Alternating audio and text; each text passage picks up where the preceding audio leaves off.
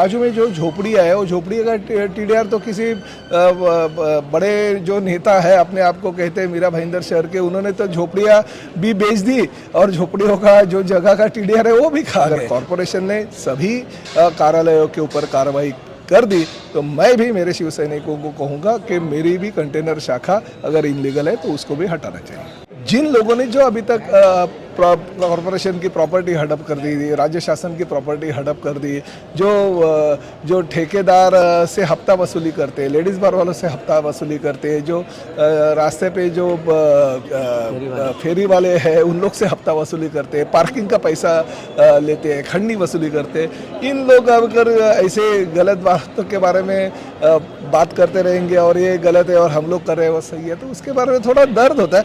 आप देख रहे हैं सिटी न्यूज़ मुंबई। आज विधायक प्रताप सरनाइक ने स्वर्गीय बाला साहब कलादान केंद्र, इसके अलावा घोड़बंदर किला और चैना रिवर फ्रंट का जायज़ा मनपा आयुक्त संजय काटकर के साथ लिया है। साथ ही मीरा भाईंदर में जिस तरीके से शिवसेना के कंटेनर शाखा को लेकर विवाद हो रहा है उसके ऊपर उन्होंने क्या कहा, आइए जानते हैं उनकी ज़ुबानी।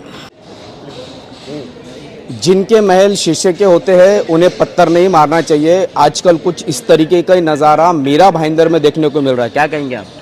नहीं, देखिए, मैं तो विकास के मुद्दे पे हमेशा इलेक्शन लड़ते आ रहा हूँ। विकास के मुद्दे पे पिछले 15 साल से मीरा भाईंदर की राजनीति में लोगों के साथ जुड़ गया हूँ। करोड़ों रुपए राज्य शासन के माध्यम से मैं लेके आया हूँ। आज भी माननीय कमिश्नर साहब को लेके मैं पूरे जो विकास के लिए निधि एकनाथ शिंदे साहब ने मुख्यमंत्री के तौर पे दिया है उसका जायजा लेने हम लोग जा रहे हैं। तो विकास के मुद्दे के अलावा मुझे तो कुछ इंटरेस्ट भी नहीं है, चाहे मेट्रो शहर में लाना हो, चाहे सूर्या प्रकल्प पानी लाना हो, चाहे ये डेवलपमेंट करनी हो, इसके लिए मैं कोशिश हमेशा करते रहता हूँ। मगर गलत, मैं पिछले 1-1.5 साल से जो एक्टिव ज़्यादा हो गया हूँ और बहुत सारा निधि राज्य शासन के माध्यम से मुझे मिला और प्रशासन के तौर पे बहुत सारे काम अच्छे तरह से हो रहे हैं, तो उसको देखते हुए कुछ लोगों के पेट में ज़रूर दर्द हुआ और कुछ ना कुछ हमारी जो कंटेनर के तौर पे शाखा रखी गई है उसके विरोध में किसी ने आंदोलन किया, कमिश्नर को निवेदन दिया। अगर हमारे लोगों ने कुछ गलत किया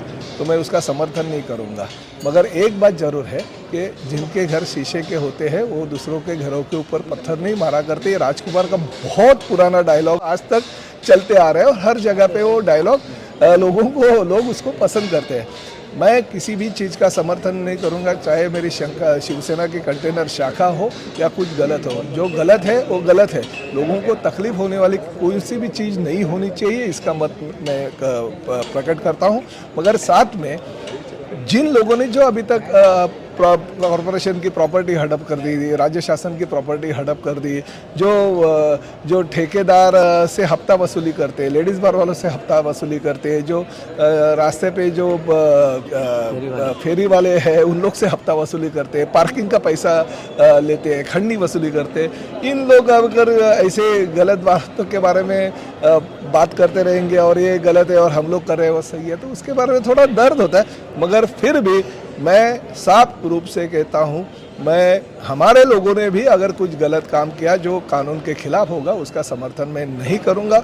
अगर कॉरपोरेशन ने सभी कार्यालयों के ऊपर कार्रवाई कर दी तो मैं भी मेरे शिव सैनिकों को कहूँगा कि मेरी भी कंटेनर शाखा अगर इनलीगल है तो उसको भी हटाना चाहिए।